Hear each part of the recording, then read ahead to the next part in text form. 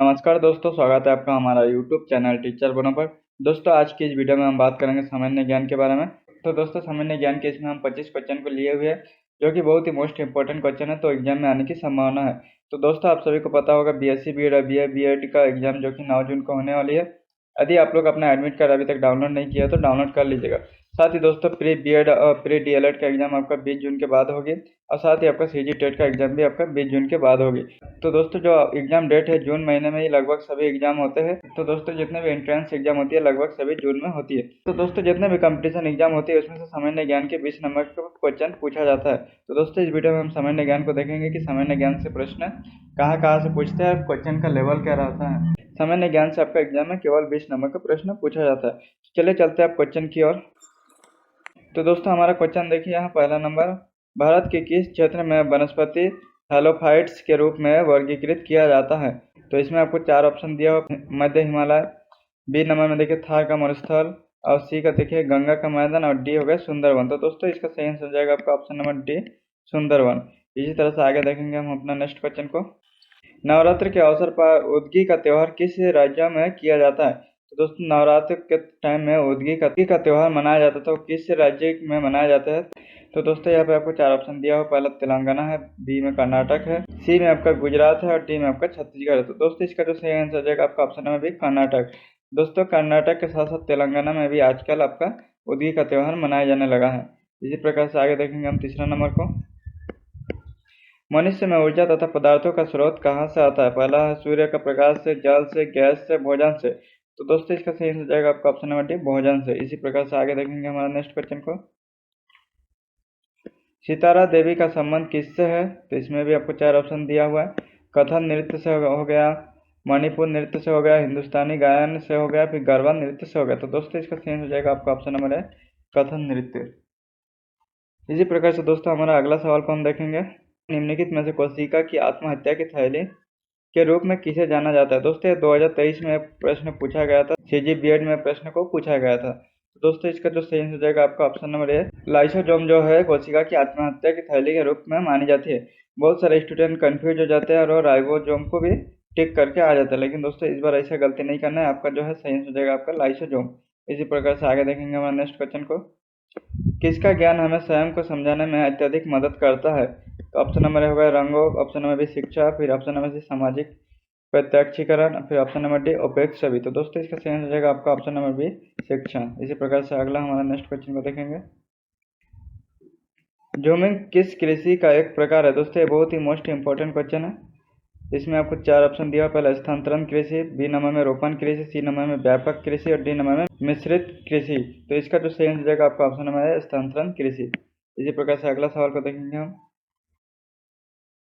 दोस्तों, यदि आपको पीडीएफ चाहिए होगा तो आपको पीडीएफ भी मैं प्रोवाइड करवा दूंगा। यदि आप हमारे व्हाट्सएप ग्रुप से नहीं जुड़े तो मैं डिस्क्रिप्शन में हमारे व्हाट्सएप ग्रुप का लिंक दे दूंगा, आप उससे आप हमारे व्हाट्सएप ग्रुप में ज्वाइन हो सकते हैं।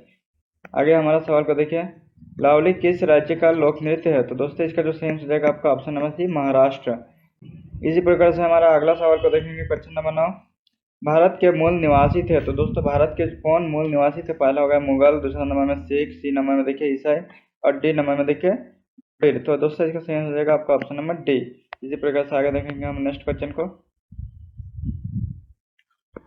केसर मसाला बनाते वक्त पौधे में से निम्न में से कौन सा हिस्सा का उपयोग किया जाता है। पहला हो गया पत्ता, बी नंबर में हो गया वर्तिकाग्र, सी नंबर में हो गया बृहददल, और डी नंबर में होगा पंखुड़ी। तो दोस्तों, इसका सही आंसर जाएगा आपका ऑप्शन नंबर बी। इसी प्रकार से हमारा अगला क्वेश्चन को देखेंगे, द्रोणाचार्य पुरस्कार किस क्षेत्र में प्रदान किया जाता है। तो ऑप्शन नंबर ए देखिए, सामाजिक विज्ञान के क्षेत्र में, साहित्यिक कार्य के क्षेत्र में, पत्रकारिता के क्षेत्र में, खेल में प्रशिक्षण के क्षेत्र में। तो दोस्तों, द्रोणाचार्य जो है आपको पता है कौन है, आप लोग इसके बारे में पढ़े होंगे या सुने होंगे या फिर महाभारत में देखे होंगे। अर्जुन और द्रोणाचार्य के बारे में आप लोग सुने होंगे कि आंख में निशाना लगाने के लिए प्रशिक्षण हो रहा था बच्चे का। तो दोस्तों, इसका जो सही आंसर जाएगा आपका खेल का प्रशिक्षण के क्षेत्र में द्रोणाचार्य पुरस्कार दिया जाता है। इसी प्रकार से अगला सवाल को देखेंगे हम, हिप्पोफोबिया किस जानवर में होने वाली बीमारी है। तो ऑप्शन नंबर ए शेर, ऑप्शन नंबर बी लोमड़ी, ऑप्शन नंबर डी बाघ, ऑप्शन नंबर डी घोड़ा। तो दोस्तों, इसका सही आंसर जाएगा आपका ऑप्शन नंबर डी घोड़ा। इसी प्रकार से अगला सवाल को देखेंगे, निम्नलिखित में से किसे लाल ग्रह कहा गया है। दोस्तों, बहुत ही इजी टाइप का क्वेश्चन है। ऑप्शन नंबर ए प्लूटो हो गया, फिर बी नंबर में मंगल हो गया, सी नंबर में शुक्र हो गया, डी नंबर में बृहस्पति हो गया।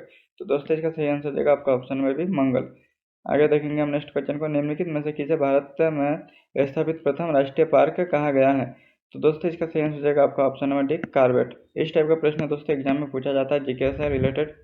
इसी प्रकार से अगला सवाल को देखेंगे हम। दोस्तों आपको हमारे यूट्यूब चैनल में BSc BEd, BA BEd, CG TET, CG BEd, CG DElEd की पूरी तैयारी करवाई जा रही है।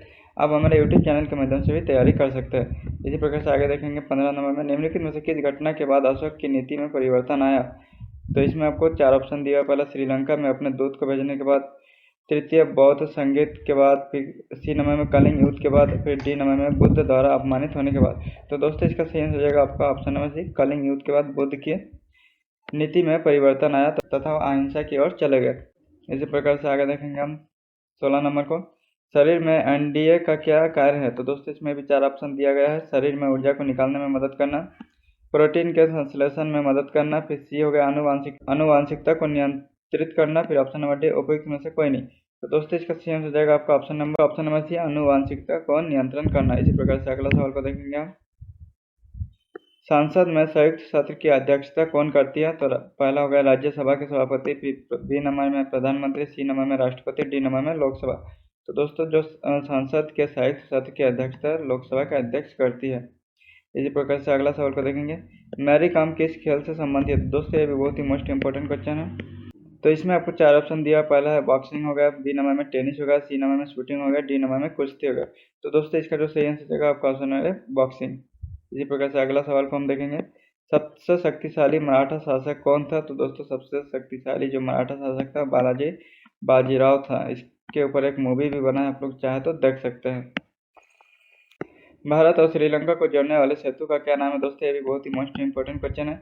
इसमें आपका ऑप्शन नंबर ए दिया गया है विक्टोरिया सेतु, option number B Mahatma Gandhi सेतु, option number D Golden Gate सेतु, फिर ऑप्शन नंबर डी एडमस सेतु। तो दोस्तों इसका सही आंसर जाएगा आपका ऑप्शन नंबर डी एडमस सेतु। इसी प्रकार से आगे देखेंगे 22वां नंबर को, हंसने वाली गैस कौन सी है? तो इसमें आपका ऑप्शन दिया है। पहला नंबर देखिए nitrogen pentoxide, option number B nitrogen peroxide, option number C nitric oxide, फिर option number D nitrous oxide. तो दोस्तों इसका सही आंसर जाएगा आपका option number D nitrous oxide. इसी प्रकार से आगे देखेंगे हम,